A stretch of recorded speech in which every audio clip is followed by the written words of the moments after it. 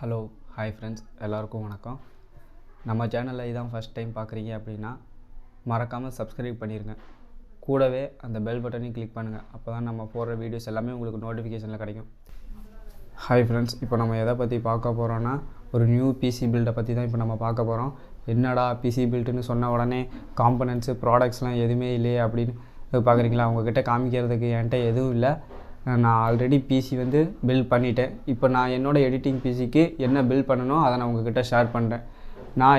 நான் என்ன processor use பண்ணியிருக்கேன் அப்படின்னு பார்த்தீங்கன்னா ஏஎம்டியோட Ryzen 5 5000 சீரியஸ் தான் யூஸ் பண்ணியிருக்கேன். 5600X. இது வந்து ஒரு நல்ல எடிட்டிங் பிசிக்கான ப்ராசஸர். நீங்களும் பிசி பில்ட் பண்ணணும் அப்படின்னு நீங்கள் நினைக்கிறீங்களா? பிசி பில்ட் பண்ணணும் அப்படின்னா நீங்கள் உங்கள் பட்ஜெட்டை வந்து ஃபஸ்ட்டு முடிவு பண்ணிக்கிங்க. அதுக்கப்புறம் நீங்கள் என்ன பர்பஸுக்கு யூஸ் பண்ணுறீங்க அப்படிங்கிறதையும் முடிவு பண்ணிங்க. எடிட்டிங் பிசினா குறைஞ்சபட்சம் Ryzen 5ல் போய்க்குங்க. Ryzen 5 5600X இந்த ப்ராசஸருக்கு நீங்கள் போய்க்குங்க. அப்படி உங்களால் பட்ஜெட் லெவலில் தான் இருக்கீங்க அப்படின்னா நீங்கள் வந்து ஏபியூ ப்ராசஸருக்கு போய்க்கலாம். அதில் வந்து இன்டெகிரேட்டடாக கிராஃபிக்ஸ் எல்லாமே அதிலே வந்துடும். எடிட்டிங் மட்டும்தான் பண்ணுவீங்க அப்படின்னா உங்களுக்கு வந்து ஏபியூ ப்ராசஸரே போதுமானது. உங்களுக்கு வந்து அமௌண்ட் வந்து கம்மியாகிட்டே போகும், பட்ஜெட் வந்து கம்மியாகும். அதில் வந்து கிராஃபிக்ஸ் கார்டு வந்து போடணும்னு அவசியம் இல்லை. அதனால் உங்களுக்கு வந்து பட்ஜெட் கம்மியாயிரும். இதுவே நீங்கள் சிபியூ ப்ராசஸர் போனீங்கன்னா உங்களுக்கு கிராஃபிக்ஸ் கார்டு வந்து கண்டிப்பாக போட்டே ஆகணும். கேமிங்கும் ஓரளவுக்கு நல்லா பர்ஃபார்மன்ஸ் கொடுக்கும், நல்லா தான் இருக்கும். அதனால் நீங்கள் அதுக்கு போய்க்கலாம்.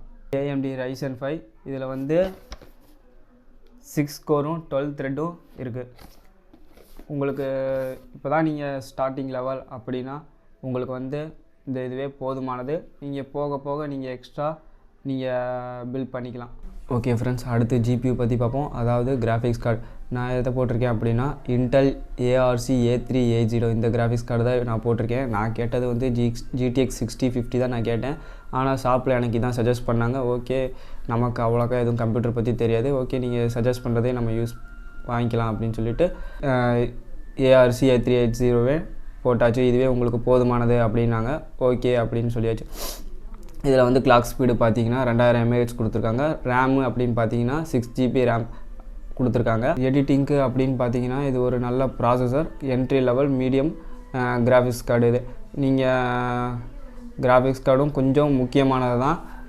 இது வந்து டைம்லைன்னு பார்த்தீங்கன்னா இது வந்து எடிட்டிங்க்கு டைம்லைன் ரெண்டரிங் ரெண்டுமே ரொம்ப முக்கியம். டைம்லைன்னு பார்த்தீங்கன்னா உங்களோட ப்ராசஸர் மட்டும்தான் ஒர்க் பண்ணும். இதுவே ரெண்டரிங் பர்ஃபார்மன்ஸ் அப்படின்னு பார்த்தீங்கன்னா கிராஃபிக்ஸ் கார்டு தான் ஒர்க் பண்ணும். அதனால் உங்களுக்கு கிராஃபிக்ஸ் கார்டும் தேவையானது தான். அதுக்குன்னு ரொம்பலாம் தேவையில்லை, ஓரளவுக்கு மீடியம் லெவலில் இருந்தால் போதும். ஓகேங்களா? அடுத்து பார்த்தீங்கன்னா மதர் போர்டை பற்றி பார்த்தலாம். மதர் போர்டு அப்படின்னு பார்த்தீங்கன்னா DS3H B450M. இது வந்து இதில் வந்து இன்பில்டாகவே ஒய்ஃபையும் இருக்குது, ப்ளூடூத்தும் இருக்குது, ரெண்டுமே வந்துடும். ஒய்ஃபை அப்படின்னு பார்த்துட்டிங்கன்னா உங்களோட மொபைல்லே கனெக்ட் பண்ணி யூஸ் பண்ணிக்கலாம். நல்லா ஒர்க் ஆகுது. இதுவே உங்களுக்கு போதுமானது. அதுவே இப்படி பத்தலை அப்படின்னா டாங்கிள் யூஸ் பண்ணிக்கலாம். டாங்கிளும் ஓரளவுக்கு நல்லாயிருக்கும். மதர் போர்டுன்னு பார்த்தீங்கன்னா 4 ரேம் ஸ்லாட் கொடுத்துருக்காங்க. நான் வந்து 2 ஸ்லாட்டில் தான் போட்டிருக்கேன். 8GB வந்து 2 போட்டிருக்கேன். உங்களுக்கு வந்து 8GB மட்டுமே போதுமானது. நீங்கள் எக்ஸ்ட்ரா 16GB போட்டிங்கன்னா இன்னும் கொஞ்சம் பெட்டர் பர்ஃபார்மன்ஸ் கிடைக்கும். அதனால் 16GB போட்டுக்குங்க. க்ரூஷியலோட ரேம் தான் நான் போட்டிருக்கேன். அதுக்கப்புறம் SSD பார்த்தீங்கன்னா 512GB போட்டிருக்கேன். அதுவும் க்ரூஷியலோட தான். வந்து சாம்சங்கோட SSD போட்டிங்கன்னா இன்னும் நல்லாயிருக்கும், பெட்டர் பர்ஃபார்மன்ஸ் கிடைக்கும் அப்படின்னாங்க. நம்ம வந்து பட்ஜெட் பத்தலை, அதனால் நம்ம இதுவே போட்டாச்சு. நம்ம பட்ஜெட்டுக்கு இதான் வரும் அப்படின்னாங்க. அதனால் நமக்கு வந்து இதுவே போட்டாச்சு. அடுத்து பார்த்தீங்கன்னா கூலர். உங்கள்கிட்ட பட்ஜெட் இருந்துச்சு அப்படின்னா நீங்கள் கூலர் வாங்கி தனியாக மாட்டிக்கலாம். அப்படி இல்லையா உங்களுக்கு Ryzen 5லேயே ஒரு சின்ன கூலர் கொடுத்துருப்பாங்க, அதவே நீங்கள் யூஸ் பண்ணிக்கலாம். இப்போ லேப்டாப்புக்கு கம்ப்யூட்டருக்கு இதான் வித்தியாசம்.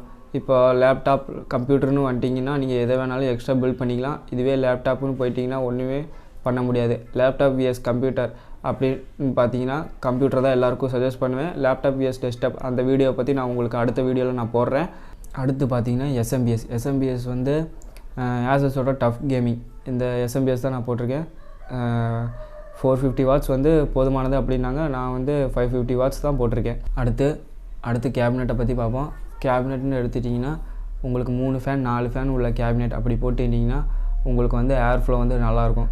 நான் வந்து பட்ஜெட் கம்மியாக இருக்குங்கிறங்காட்டி ஒரே ஒரு ஃபேன் உள்ள மாதிரி தான் போட்டிருக்கேன். என்னடா இவன் பட்ஜெட்டுங்கிறானே, பட்ஜெட்டை பற்றி சொல்லவே மாட்டேங்கிறியா அப்படின்னு நினைக்கிறீங்களா? பட்ஜெட் இன்னும் 2 மினிட்ஸ், இன்னும் 2 செகண்ட்ஸில் சொல்கிறேன். வீடியோ முடிய போகும்போது உங்களுக்கு என் பட்ஜெட் என்னன்னு நான் சொல்கிறேன். மறக்காமல் வீடியோவை ஸ்கிப் பண்ணாமல் பாருங்கள். அடுத்து வந்து மானிட்டர்னு பார்த்தீங்கன்னா நான் வந்து பென்க்யூ தான் கேட்டேன். அவங்க வந்து பென்க்யூ வேண்டாம், ஷாப்பில் வந்து பென்க்யூ வேண்டாம், நீங்கள் சாம்சங் யூஸ் பண்ணுங்கள், சாம்சங் நல்லாயிருக்கும் அப்படின்னு சொல்லி சாம்சங் தான் எனக்கு சஜஸ்ட் பண்ணாங்க. அதனால் ஓகே அப்படின்னு நான் அதையே வாங்கிட்டேன். மானிட்டரில் வந்து இன்பில்டாக ஸ்பீக்கர் இல்லை. மற்ற மானிட்டரில் எப்படின்னு எனக்கு தெரில. இந்த மானிட்டரில் வந்து இன்பில்டாக ஸ்பீக்கர் இல்லை.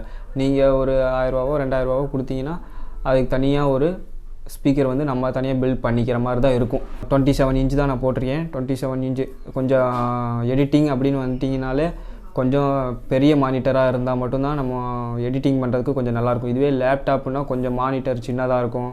அதனால் வந்து உங்களுக்கு எடிட்டிங் பண்ணுறதுக்கு கொஞ்சம் வசதி கம்மியாக தான் இருக்கும். என்னோடய பட்ஜெட் வந்து 70 ரூபா வந்துருச்சு ஃப்ரெண்ட்ஸ். 70,000 ரூபா வந்துருச்சு. ஓகே ஃப்ரெண்ட்ஸ், நான் இந்த பிசி எங்கே பில்ட் பண்ணேன் அப்படின்னு பார்த்தீங்கன்னா கோயம்புத்தூரில் காந்திபுரம் 100 ஃபீட் ரோட்டில் 9th ஸ்ட்ரீட்டு.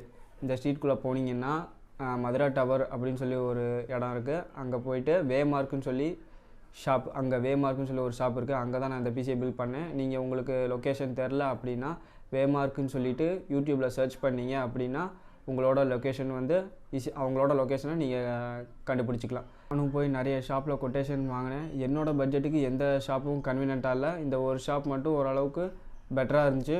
நான் இங்கேயே பில்ட் பண்ணிட்டேன். Okay, thank you.